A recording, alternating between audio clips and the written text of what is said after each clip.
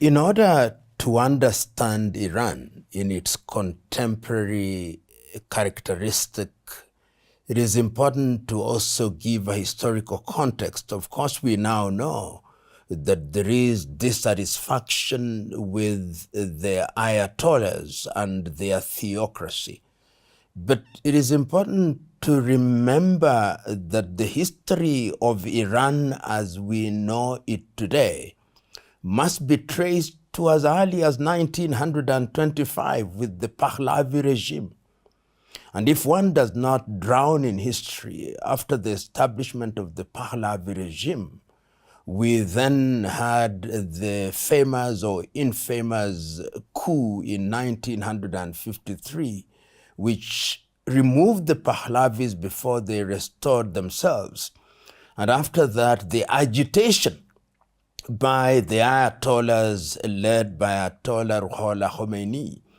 And that is how in 1979, the Americans now come into the fore a lot more visibly during the administration of Jimmy Carter. And you remember it is during that period that there was a siege of the American embassy for 444 days. And 52 American diplomats were held blindfolded and, of course, humiliated. And I think the United States of America has never forgotten that humiliation. And inasmuch as the Ayatollahs then came into office with the Ayatollah Ruhollah Khomeini becoming the spiritual leader, and we had different presidents, Rafsanjani, Rouhani, and then later Ahmadinejad. And what one saw was the demand by the Ayatollahs that there is only one way of running Iran, through a theocracy. And then the accusation that they were trying to be a nuclear power, and their closeness initially to the Soviet Union and to Russia. So there has been a combination of issues.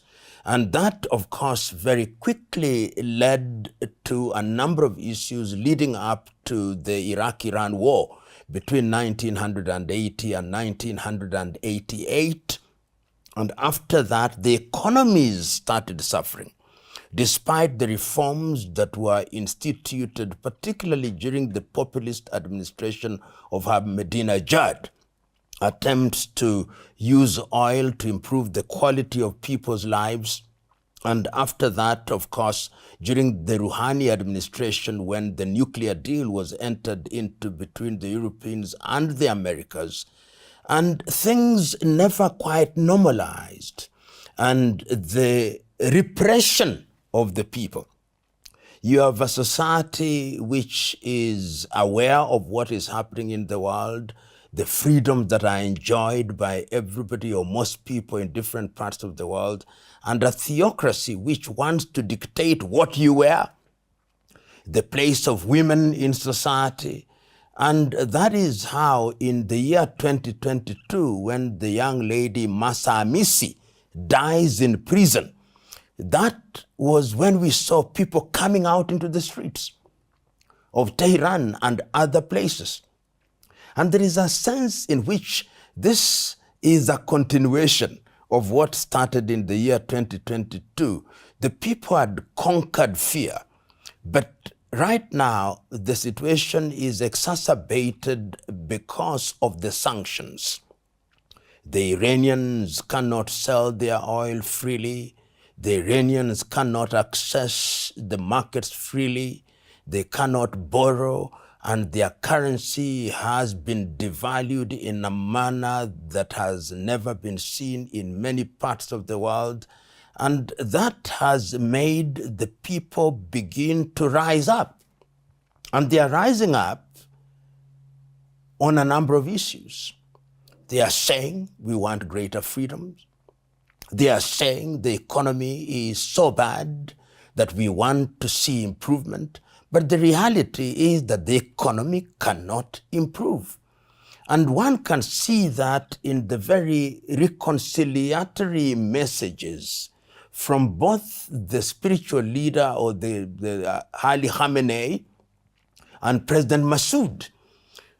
The demonstrations have been going on for almost 3 weeks, but they are not coming out with violent language, if you may. And one of the things that they are now doing is to externalize the problem. They are saying, we know we have domestic problems, but we can see the hand of the United States of America. We can see the hand of Israel. And as regards Israel, you remember in the month of June, the year 2025, there was the 12-day war. And that war, in my view, has never been concluded. There was a very loose agreement which was midwifed by the United States of America, and there is an armistice of sorts. But technically, Iran and Israel are at war, which then begs the question, what is happening now? What is happening now from where I sit is that you have an administration which is a theocracy, an administration that is going through a constitutional crisis. There is a younger population of Iranians who think that their country should be administered differently. There are economic problems, the remnants of the Pahlavi regime. And we are being told that one of the sons of Mohammad Reza Pahlavi is actually one of the prime movers of the demonstrations that are taking place in Iran now. Whether true or not, we do not know. We are being told that the Israelis are also somehow exercising some control via an invisible hand. We are told that the Americans are also present, and in the case of the Americans, they cannot escape indictment because their President Trump is saying, you touch any of the demonstrators and we are locked and ready to bomb you. So that is the situation in which Iran finds herself. And as we speak now, they are on high military alert because they are thinking that in the same way that it happened in Venezuela, the Americans may very well parachute in, seize Massoud, the president, seize Khamenei, the supreme leader, and seize other people. And we must remember during the 12-day war, the Israelis were able to eliminate senior scientists, so that there is a possibility that this can happen. I know many commentators take the view that what happened in Caracas cannot happen in Tehran. But even if it is not an exact replica of what happened in Caracas, the Americans are capable of entering into that space and creating a vacuum, therefore. And if a vacuum is created, then what will ensue is chaos, and we don't have to look far. When Saddam Hussein was eliminated in Iraq, you've never seen Iraq go back to factory setting, if one may use that metaphor. So Iran finds herself in a very difficult situation because of a combination of legitimate domestic problems, a constitutional crisis, and external problems, which all conjoined only spell one word: danger. You know, whenever you see a country going through a crisis of the kind that we see in Iran, it means that institutions are no longer responding to the needs of the people. The reasons may be many, but let us trace history a little. During the days of the Pahlavi regime, in the 1979 revolution that was led by Ayatollah Ruhollah Khomeini, the argument was that the Pahlavi administration had become oppressive, they had become corrupt, they were no longer serving the interest of the people, and that therefore what Iran needed was a new constitutional dispensation that gave pride of place to Islam as articulated by the Ayatollahs, which is the Shia version of Islam. They also promised that they would undertake economic reforms, and some of these reforms were in fact evident in the early days of President Rafsanjani and Rouhani. that they were also going to ensure that whenever it was necessary, they would enter into arrangements that would ensure peace. So they made sense during that period that there was need to remove the Pahlavis. And even during the 444-day siege, one of the demands for Americans was, return to us these corrupt individuals that we may punish them. Then came the 1980 Iran-Iraq war, which devastated the economy. And after that war, and in 1989, following the death of Khomeini and the rise of Khamenei, the whole idea of the economy being improved, oil subsidies, fuel subsidies, to ease the burden of the people, legitimized the regime. But then the economy started going down, and the people started asking, but the economy is not improving. The quality of our lives are not improving. Our currency is becoming useless. Our investments are becoming useless. The Ayatollahs are oppressing us even more. Come the year 2022, the young girl is arrested for not dressing according to the code prescribed by the regime. She unfortunately dies in prison. And the women are now saying, we want to be treated like human beings. So as it is now, there is appetite for change. For some people, there's even nostalgia for the old regime, which is very human. And all these factors then legitimize and justify the kind of calls that we see from the United States of America that this is a tired administration. And of course, the word that the United States of America and Western Europe always use is democracy, a one-size-fits-all Eurocentric, Americocentric model of governance. And the younger generation are responding to this rhetoric. And I hear some of them saying, what we want is change. We'll deal with what change brings later. A dangerous thing to say, because history is consistent in telling us that when you make change and that change is not orderly, restoring order can take time. But that is an intellectual debate which does not respond with realpolitik. Realpolitik is that the Americans would want to see a totally different administration in Tehran. The Israelis would want to see a totally different administration in Tehran, and for specific reason. During the 12-day war, for the first time in an impactful way, a missile landed in Tel Aviv from Tehran. Missiles supposedly supplied from Tehran emanated from Yemen. So in the context of geopolitics, Israel sees Iran as the only viable threat, which is so close to nuclear capability, and that if you neutralize this regime, then you kill that possibility. And remember that the Americans also bombed some of the facilities, and they think that this is an unfinished business. So when they talk about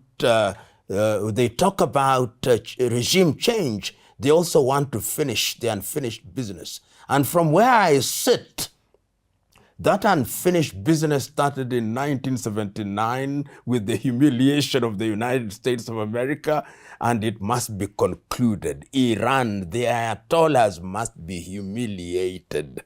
American administration, the presidents notwithstanding, has a long memory. And they remember 1979. You know, there is the assumption, particularly from Washington, that if you remove the Ayatollahs, then you will simply impose a regime that will pander to the whims and diktats of the United States of America. But I think that is not going to be that easy. The Ayatollahs also have a very critical support base. And the Iranians are also a proud people. and they are not going to allow themselves without putting up a fight if the Americans think that they can control their affairs politically and economically. And I think that any attempt at regime change will only create the chaos that we see in that region. So you will have an unstable Iran, an unstable Iraq, an unstable Syria, and of course, relatively unstable Lebanon. Perhaps there are those within the United States of America that love it that way, because instability is also a multi-million-dollar industry. I think the Israelis would love an unstable Iran in the same way that you have an unstable Syria, an unstable Lebanon, an unstable Iraq, which you can bomb at whim without consequence. So allowing our imaginations to be fertile, it is possible that there are those who literally don't care. Their rhetoric may say, we care for the people of Iran, but they don't care for the people of Iran. They love an unstable Iran, which is then susceptible to manipulation and which can be bombed at any time without any serious response. Sometimes there is no logic in realpolitik. You know, when one looks at Iran and the rhetoric of Iran, you know, Iran is one of the few countries which believes that the Israeli, what they call the Zionist regime, must be swept off the surface of this earth. There is not a single country that uses that kind of rhetoric as regards the state of Israel. But one can never say never. In the history of the world, the worst of enemies have sometimes become allies for the sake of either a short-term agenda or a long-term agenda. And who knows that even as between Iran and Israel, there may come into place administrators or administration that see the bigger picture and recognize that for the sake of peace and relative stability, they ought to have a détente or a rapprochement, and that is what will serve the both of them, because there is also wariness of war. The Israelis are wary of war. The Iranians also want an economy that is vibrant and thriving. And that can only be achieved in the absence of conflict. So one can foresee a situation where in future there may be some kind of very structured relationship between Iran and Israel and the United States of America. And it is in this context that I understand the willingness of the Iranians on different occasions to enter into an arrangement as regards their nuclear capability, and to convince both the West and the West, to include the United States of America, that our enrichment of uranium is not for military purposes, but for civilian purposes. All these tells you that the appetite for peace is there, and it must be there. When you fought a war into a stalemate with the Iraqis 1980 to 1988, the impact is still there. When you are being bombed, when you are sanctioned, when your money is almost worthless in real terms, and you know that the source is that there is a conspiracy against you which is being choreographed from the United States of America and Europe, and that you have a neighbor in Israel, not a neighbor in the physical geographical sense, but a neighbor in the sense of being in the same geopolitical region, which is ready to be used as a hammer to strike you as a nail, then you can have appetite for some kind of peace, however described. You know, Yemen, the regime change in Iran is going to be impactful in the region. I think as regards Yemen and the Houthis, particularly in Yemen, their big underwriters have been the Iranians. As we know now, the Saudis are beginning to gain ground in that part of the world. And I think if the regime changes in Iran, then the supply of weapons will be cut, and the Houthis will not have the capacity or the ability to deal with the Saudis or any other perceived enemies in the manner that they have been. And they will have no bullets in quantities that they need. They'll not have the missiles in the quantity that they need. And they would very easily be subdued by the combined force of the Saudis and the Israelis. So it would change that situation very dramatically. Indeed, even as I speak, the situation in Yemen is changing.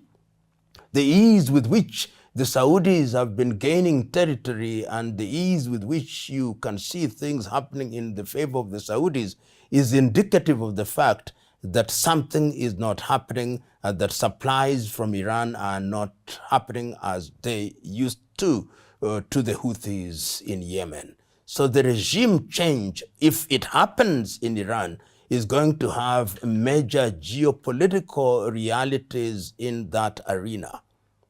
You know, when I think about the President of the United States of America, President John Donald Trump, and what he says after every event, he said when they bombed Iran, when they tried to take out their nuclear facility, said, we did it so efficiently, so effectively, in the only way that the United States of America can do it. No other nation on earth can do it like we do it.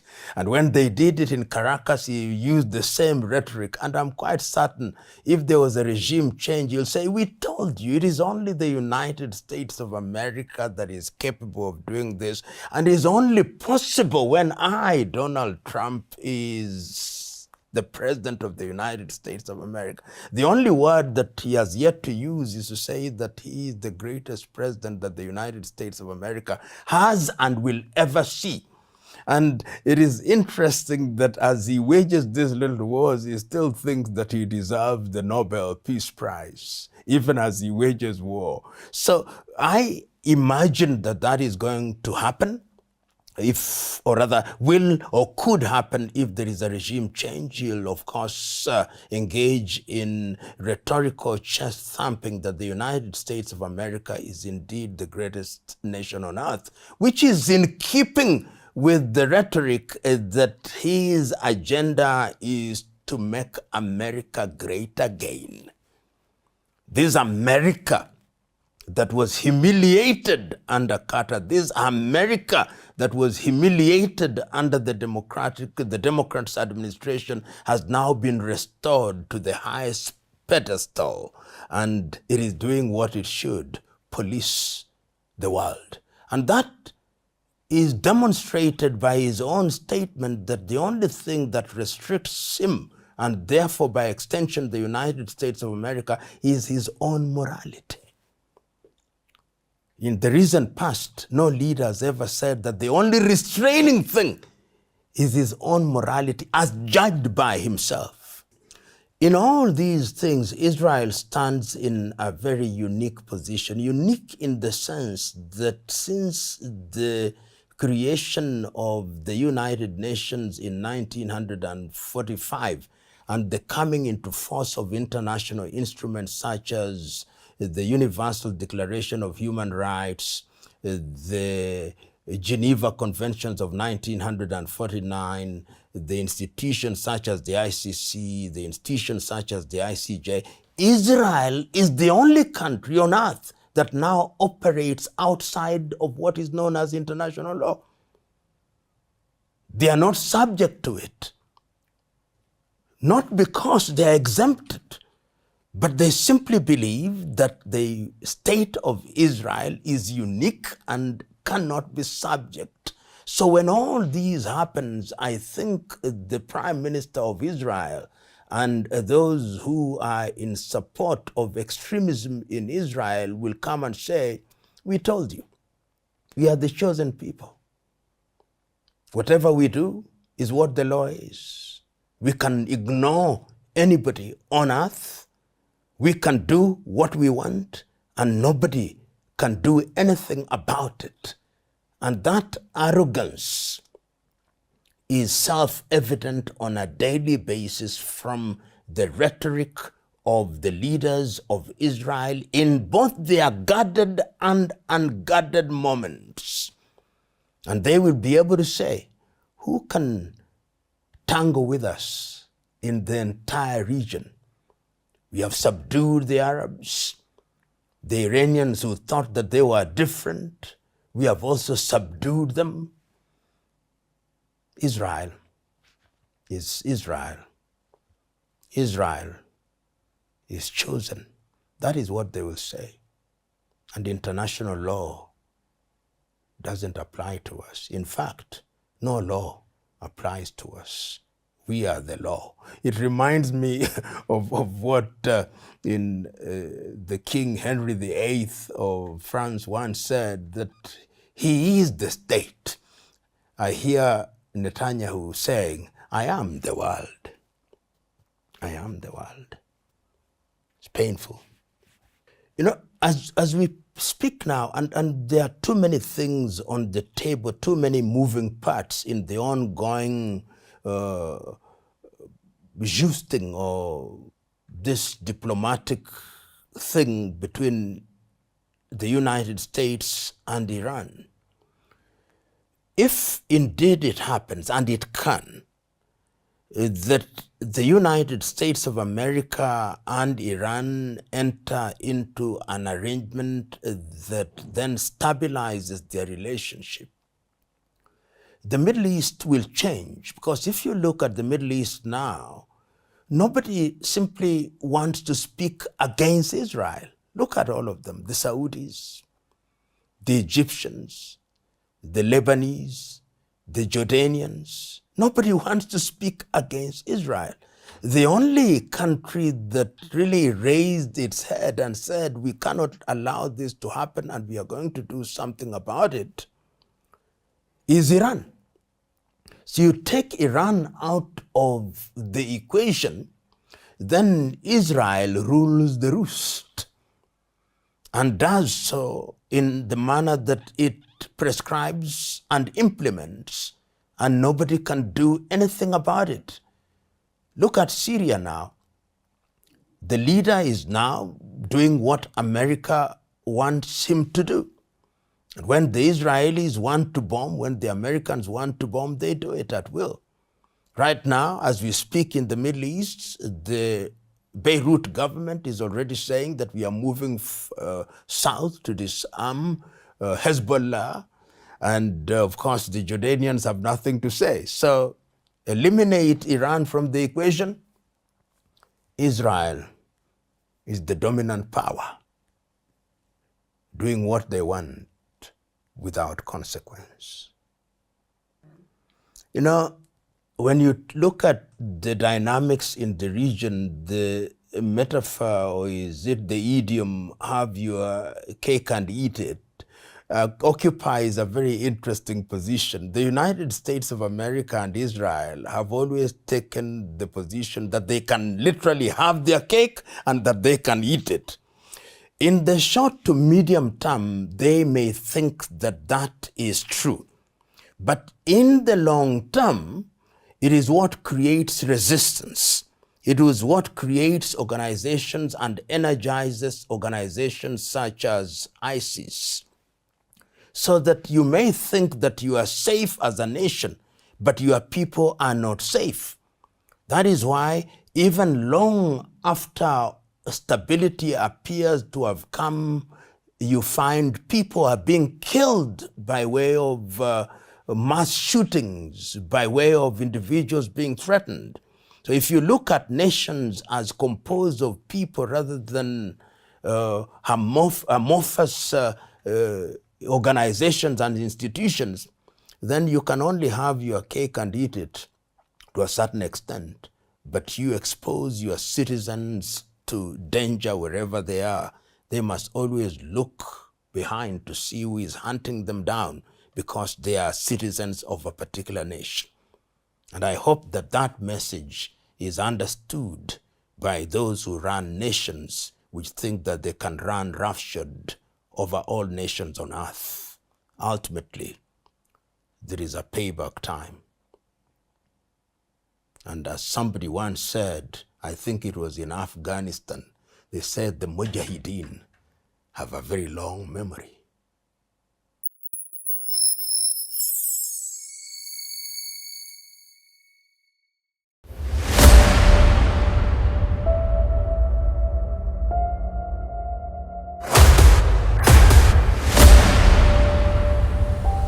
This is the journey to one Africa.